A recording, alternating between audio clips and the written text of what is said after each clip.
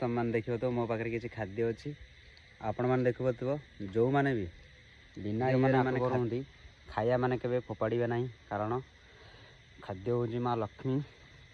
तुम जब न खाई पार इे सियाड़े फोपाड़नी जो मैंने कुकुर माने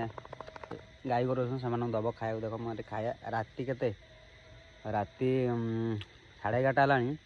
देख हम दौर देखा तो मो पचे ये कुकुर गाछ तो मैंने देखो तो ये खाया आनी देख देवी एने बर्तमान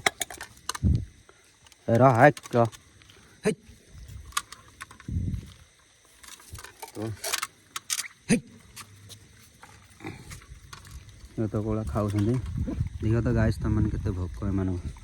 गाछ तुम मैंने देखो तो एम के भोक मुझे खाद्य दूसरी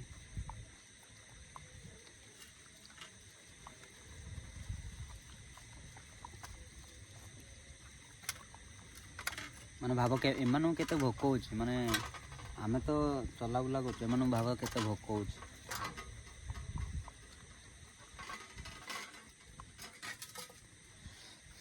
तुम मैंने देखिए तो मैंने से बर्तमान खाऊँ 11टा रात मैंने के भोक हो खाओ खाओ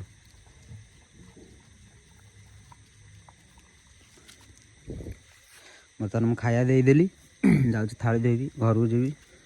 राति 12टा है जो मैंने भी खाद्य फोपाड़तुनि एमती कुकुर मानू कि गाई गोरु मानू खाया देदे